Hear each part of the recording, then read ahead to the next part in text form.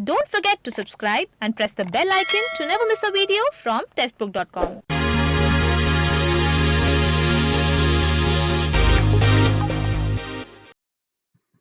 नमस्कार, स्वागत है आपका टेस्टबुक.com में। कुछ समय पहले Uttar Pradesh police recruitment and promotion board ने यूपी पुलिस में एसआई और एएसआई की पोस्ट लिए रिक्रूटमेंट नोटिफिकेशन रिलीज किया था। टोटल 1329 वैकेंसीज रिलीज हुई थी इस रिक्रूटमेंट नोटिफिकेशन में। और इसके जो ऑनलाइन रजिस्ट्रेशन है यानी ऑनलाइन अप्लाई करने की जो प्रोसेस है वो 1 जून 2021 से स्टार्ट हो चुकी है और 15 जुलाई 2021 लास्ट डेट है अप्लाई करने की। और आज हम जानेंगे कि यूपी पुलिस में ये एसआई और एसआई की 1329 वैकेंसीज निकली हैं, इसमें अप्लाई करने का स्टेप बाय स्टेप पूरा प्रोसेस क्या है। तो देखिए, अप्लाई करने से पहले आप जो एलिजिबिलिटी क्राइटेरिया है वो नोटिफिकेशन में चेक कर लीजिएगा। अगर आप एलिजिबल हैं एजुकेशनल क्वालिफिकेशन के हिसाब से, एज लिमिट के हिसाब से और जो फिजिकल मेजरमेंट है उन सभी जो कैटेगरी है उसमें अगर आप एलिजिबल हैं तो भी आप इसके लिए अप्लाई कीजिएगा। तो आइए अब शुरू करते हैं और जानते हैं अप्लाई करने का पूरा प्रोसेस क्या है। सबसे पहले ये ऑफिशियल वेबसाइट है http uppbpv.gov.in। ये ऑफिशियल वेबसाइट है। इस वेबसाइट पर आपको विजिट करना होगा। जब इस वेबसाइट पर आप विजिट करेंगे तो इसका होम पेज आपको कुछ इस तरह से शो होगा। अब देखिए, इसमें सबसे पहला ही देखिए आपको जो वेबसाइट का जो पेज है उसके मिड में देखिए सबसे पहला जो ऑप्शन आ रहा है, लिखा हुआ है सूचना विज्ञप्ति 01/6/2021 उत्तर प्रदेश पुलिस उप निरीक्षक गोपनीय पुलिस सहायक उप निरीक्षक लिपिक एवं पुलिस सहायक उप निरीक्षक लेखा के पदों पर सीधी भर्ती 2020-21 के पदों पर ऑनलाइन आवेदन हेतु लिंक। तो यही आपका देखिए जो रिक्रूटमेंट है उसका मैसेज यही है और इसी पर आपको क्लिक करना है। जब इस पर आप क्लिक करेंगे तो इस तरह से एक पेज ओपन हो जाएगा। इसमें इंपॉर्टेंट डेट्स दी हुई हैं, जैसे 1 जून से रजिस्ट्रेशन स्टार्ट हुए हैं, 15 जुलाई 2021 लास्ट डेट है। नोटिफिकेशन अगर आपको चेक करना है, कैसे ऑनलाइन अप्लाई करना है, उसका जो पूरा प्रोसेस है, इंस्ट्रक्शंस है, उनको रीड कर लीजिए। उसके बाद देखिए सबसे ऊपर आपको यहाँ पर राइट हैंड साइड में ऑप्शन दिख रहे हैं एप्लीकेशन लॉगिन के। तो अगर आप ऑलरेडी रजिस्टर्ड हैं तो आप अकाउंट यूजर लॉगिन कर लीजिए और अगर आप नए यूजर हैं तो आपको न्यू यूजर का जो ऑप्शन है उस पर क्लिक करना होगा। जब आप न्यू यूजर वाले ऑप्शन पर क्लिक करेंगे तो देखिए ये एक पेज ओपन हो जाएगा। इसमें इंपॉर्टेंट इंस्ट्रक्शंस दिए हुए हैं, उनको आप अच्छे से रीड कर लीजिए। और फिर देखिए यहाँ पर सबसे नीचे जब स्क्रॉल करके आप आएंगे इंस्ट्रक्शंस वाले पेज पर, तो यहाँ पर देखिए I have read and understood and agree to abide by the above instruction, यानी आपने इंस्ट्रक्शंस पढ़ लिए हैं अच्छे से और आप उनका पालन करते हैं। इस पर टिक कर दीजिए और फिर कंटिन्यू पर क्लिक कीजिए। आप कंटिन्यू पर क्लिक करेंगे तो इस तरह से देखिए आपका पेज ओपन हो जाएगा। इसमें जो आपकी पोस्ट है वो ऑलरेडी यहाँ पर शो हो रही है। सबसे पहले आपका जो नाम है उसका आपको टाइटल मिस्टर मिसेस जो भी है आपको वो मिस्टर मिस मिसेस जो भी आपको लगाना है वो यहाँ पर अपना टाइटल सिलेक्ट कीजिए। उसके बाद आपको आपका फर्स्ट नेम डालना है, फिर आपको अपना मिडिल नेम डालना है, उसके बाद आपको आपका लास्ट नेम डालना है और आपका जो फुल नेम है वो ऑटोमेटिकली यहाँ पर फिल हो जाएगा। फिर आपको आपका जेंडर सिलेक्ट करना है, उसके बाद आपको आपकी नेशनलिटी सिलेक्ट करनी है। फिर आपको अपना ईमेल आईडी और मोबाइल नंबर देना है। मोबाइल नंबर ईमेल आईडी दीजिए, उसको कंफर्म कीजिए, फिर अपना मोबाइल नंबर देना है। मोबाइल नंबर को वेरीफाई करना है, एक ओटीपी आपके मोबाइल नंबर पर आएगा, उस ओटीपी को यहाँ पर एंटर करके वेरीफाई कीजिए। मोबाइल नंबर और ईमेल आईडी एंटर करते समय बहुत ही सावधानी रखिएगा। आप वही मोबाइल नंबर और ईमेल आईडी दीजिएगा जो आपकी एक्टिव हो, क्योंकि फ्यूचर में आपसे कांटेक्ट करने के लिए इसी मोबाइल नंबर ईमेल आईडी का इस्तेमाल किया जाएगा। और ये बात देखिए नीचे नोट में भी बताई गई है, तो बिल्कुल करेक्ट और active mobile number email ID का इस्तेमाल कीजिएगा। तो मोबाइल नंबर ईमेल आईडी डाल दी, उसके बाद वेरिफिकेशन इमेज आपको एंटर करनी है और सबमिट पर क्लिक करना है। सबमिट पर क्लिक करने के बाद आपको एक रेफरेंस नंबर और पासवर्ड मिल जाएगा और क्लिक हियर टू लॉगिन पर आपको क्लिक करना है। अब आपको लॉगिन करना है, तो जो रेफरेंस नंबर और पासवर्ड आपको मिला है उस पर उसके जरिए आप यहाँ पर लॉगिन कीजिए। लॉगिन पर क्लिक करेंगे तो फिर से आपको यहाँ पर इंस्ट्रक्शंस आएंगे, उनको रीड कर लीजिए और कंटिन्यू पर क्लिक कीजिए। जब आप कंटिन्यू पर क्लिक करेंगे तो आपकी जो पर्सनल डिटेल्स हैं यहाँ पर वो जो आपने फिल की थी वो ऑलरेडी यहाँ पर शो हो रही हैं। अब आपको सबसे पहले क्या करना है, अगर आप यूपी के डोमिसाइल है तो यस कर दीजिए वरना नो कर दीजिए। देखिए यूपी के बाहर वाली भी इसमें अप्लाई कर सकते हैं, मैं आपको पहले ही बता देता हूँ। अगर आपके पास यूपी का डोमिसाइल है तो यहाँ पर आप यस कर दीजिए। अगर आप यस करते हैं तो जो आपकी डोमिसाइल सर्टिफिकेट इशूइंग अथॉरिटी है उसका नाम डालिए और कब आपको डोमिसाइल इश्यू हुआ वो डालना है, डोमिसाइल का सर्टिफिकेट नंबर डालना है और आपको आपकी कैटेगरी सिलेक्ट करनी है। तो देखिए जो रिजर्वेशन है, जो कैटेगरी है वो सिर्फ यूपी के डोमिसाइल वालों के लिए, बाकी स्टेट वालों के लिए यहाँ पर नहीं है। उसके बाद देखिए आपको सेक्शन 2 है। उसके बाद देखिए are you dependent of freedom fighter, क्या आप फ्रीडम फाइटर के डिपेंडेंट अगर आप हैं तो यस कर दीजिए, वरना आप नो कर दीजिए। अगर आप यूपी गवर्नमेंट के एम्प्लॉयी हैं और सर्टिफिकेट की रिक्वायरमेंट है तो आप यस कर दीजिए, वरना नो कर दीजिए। अगर आप एक्स सर्विसमैन हैं तो आप यस कर दीजिए और नहीं है तो आप नो कर दीजिए। उसके बाद आपको आपकी डेट ऑफ बर्थ यहाँ पर सिलेक्ट करनी है, डेट, मंथ और ईयर के फॉर्मेट में। फिर आपको आपकी एजुकेशनल क्वालिफिकेशन डालनी है, ये आपकी पर्सनल डिटेल्स हो गई।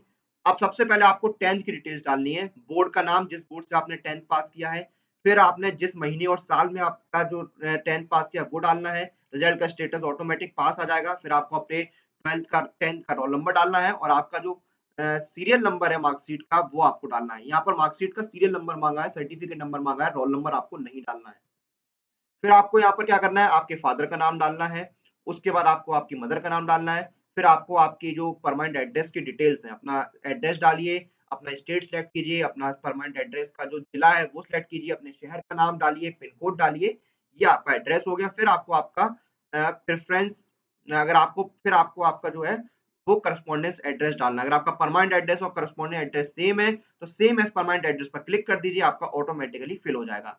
फिर आपको यहाँ पर प्रेफ़रेंस देना है। आपको अगर रिक्रूट होते हैं तो आपको कौन-सी पोस्ट चाहिए वो प्रेफ़रेंस वाइज़ आपको दिखानी है। 5 यहाँ पर प्रेफ़रेंस दी गई हैं। SI confidential vigilance, ASI ministerial, ASIM vigilance, none. अगर आपको कोई प्रेफ़रेंस नहीं दे रही है तो आप नन भी कर सकते हैं। तो ये आपको प्रेफ़रेंस देने के बाद सेव एंड कंटिन्यू पर क्लिक करना है।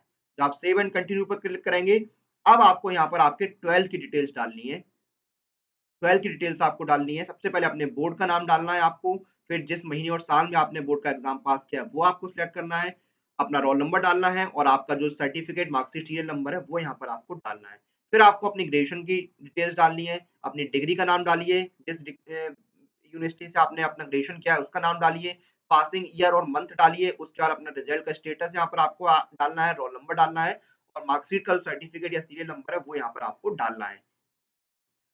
उसके बाद देखिए आपको जो आपकी कंप्यूटर की जो है ओ लेवल या उसके समकक्ष जो सर्टिफिकेट है उसकी जानकारी देनी है, जहाँ से आपने किया है इंस्टीट्यूट का नाम डालना है और आपका जो सर्टिफिकेट है वो इश्यू करने वाली अथॉरिटी का नाम डालना है और सर्टिफिकेट का नंबर डालना है। उसके बाद देखिए यहाँ पर प्रेफ़रेंस जो क्वालिफ़िकेशन है उनकी डिटेल्स देनी है। अगर आपके पास डीओ, डीडीई, एडबल सी या एनआईएलटी का हायर सर्टिफिकेट है तो अगर आप यहाँ पर येस कर सकते हैं, वरना आप नो कर दीजिए। अगर आपने लॉ में ग्रेजुएशन किया है तो आप येस कर दीजिए, वरना अगर आपका ग्रेजुएशन की डिग्री है तो आप यहाँ पर येस कर दीजिए। अगर आपका लॉ में ग्रेजुएशन की डिग्री है तो आप येस कर दीजिए, वरना आप नो कर दीजिए। क्या do you have territorial army, अगर आपने 2 साल तक टेरिटोरियल आर्मी अपनी सेवा दी है तो येस कर दीजिए, वरना आप नो कर दीजिए। और अगर आप एनसीसी के कैडेट का आपके पास प्रमाण पत्र है तो आप यहाँ पर येस कर दीजिए, वरना आप नो कर दीजिए। उसके बाद सेव एंड कंटिन्यू पर क्लिक कीजिए। ये जो चारों हैं ये आपकी प्रेफ़रेंस के लिए है, ये आपकी कंपल्सरी नहीं है। सेव एंड कंटिन्यू पर क्लिक करने के बाद आपको आपकी जो फ़ोटो है और सिग्नेचर है वो अपलोड करने होंगे। सबसे पहले अपनी फ़ोटो यहाँ पर अपलोड कीजिए। फ़ोटो का साइज़ जो है वो 11 केबी से 30 केबी के बीच में होना चाहिए और फ़ोटो आपकी जेपीजी या जेपीईजी फॉर्मेट में होनी चाहिए। फ़ोटो यहाँ पर आपने अपलोड कर दी, सेव एंड कंटिन्यू पर क्लिक कीजिए, फिर अपने सिग्नेचर अपलोड कीजिए। सिग्नेचर आपके 5 से 10 केबी के बीच में होने चाहिए। सिग्नेचर अपलोड करने के बाद सेव एंड कंटिन्यू पर क्लिक कीजिए। अब देखिए मैंने अपने जो फ़ोटो सिग्नेचर है उनको रिसाइज़ किया था इस free photo cropping and resizing tool के ज़रिए। अगर आप भी अपने फ़ोटो सिग्नेचर को रिसाइज़ करना चाहते हैं तो इस टूल का लिंक आपको डिस्क्रिप्शन में मिल जाएगा। उसके बाद आपको आपके डॉक्यूमेंट्स अपलोड करने हैं। सबसे पहले आपको आपके 10th के डॉक्यूमेंट अपलोड करना है। जो आपके 10th का सर्टिफिकेट है वो यहाँ पर आपको लगाना है। उसके बाद आपको 12th का सर्टिफिकेट यहाँ पर लगाना है। फिर आपको ग्रेजुएशन का सर्टिफिकेट है वो लगाना है। डोमिसाइल लगाना है आपको अपना। उसके बाद आपका जो कंप्यूटर का सर्टिफिकेट है ओ लेवल का वो अपलोड करना है। अगर आपने लॉ में डिग्री ली है तो वो यहाँ पर आपको उसका सर्टिफिकेट लगाना है। अगर आपके पास कंप्यूटर का कोई और भी प्रेफ़रेंस में सर्टिफिकेट है तो वो यहाँ पर आपको अपलोड करना है और फिर आपको सेव एंड कंटिन्यू पर करना है। जब अपलोड पर क्लिक करेंगे तो इस तरह से एक टैब ओपन होगा। इसमें अपनी जो सर्टिफिकेट की फाइल है वो चूज़ कीजिए, जो कि 10 से आपकी 600 केबी के बीच में होनी चाहिए। पीडीएफ, जेपीजी या जेपीईजी फॉर्मेट में होनी चाहिए।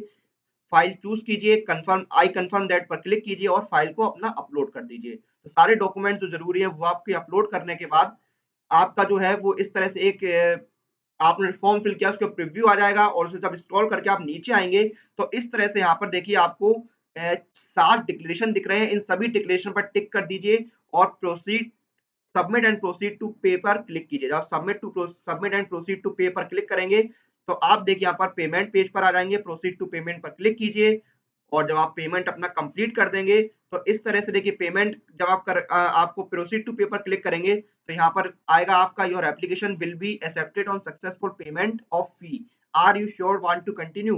तो देखिए आपका जैसे आप अपना पेमेंट करेंगे तो आपका जो एप्लीकेशन है वो सक्सेसफुली सबमिट हो जाएगा। तो पेमेंट को ओके कीजिए, पेमेंट जो है वो अलग-अलग मीडियम से आपका पेमेंट है, पेमेंट कंप्लीट कीजिए और आपका एप्लीकेशन जो है वो सबमिट हो जाएगा। तो ये था स्टेप बाय स्टेप पूरा प्रोसेस उत्तर प्रदेश पुलिस में एसआई और एएसआई की 1329 वैकेंसीज में अप्लाई करने का। तो ये तो हो गया ऑनलाइन अप्लाई करने का प्रोसीजर। लेकिन समय-समय पर जो अलग-अलग रिक्रूटमेंट नोटिफिकेशन रिलीज़ होते हैं, उनकी कंप्लीट प्रिपरेशन के लिए जो सबसे अच्छा ऑप्शन है वो है ये ईयरली टेक्स्ट बुक पास। क्योंकि इस एक टेक्स्ट बुक पास के अंदर आपको मिलती है 320 से ज़्यादा एग्ज़ाम्स और 19,000 से ज़्यादा टेस्ट और अभी मेगा सेल भी चल रही है, यानी सिर्फ ₹299 में आप अवेल कर सकते हैं इस ईयरली टेक्स्ट बुक पास को और पूरे साल तैयारी कर सकते हैं 320 से ज़्यादा एग्ज़ाम्स की। तो ये था Uttar Pradesh police recruitment and promotion board का यूपी पुलिस में एसआई और एएसआई की 1329 वैकेंसीज के लिए रिक्रूटमेंट नोटिफिकेशन और इसमें अप्लाई करने का पूरा प्रोसेस क्या है वो हमने इस वीडियो के अंदर जाना है। अगर आप एलिजिबल हैं तो आप 1 जून से लेके 15 जुलाई के बीच इसमें अप्लाई कर सकते हैं। इसी के साथ इस वीडियो को हम यहीं पर समाप्त करते हैं। आप लोग अपनी एग्जाम प्रिपरेशन और एग्जाम रिलेटेड अपडेट के लिए टेक्स्ट बुक के साथ बने रहिए। Press the bell icon for all the latest update regarding your exam.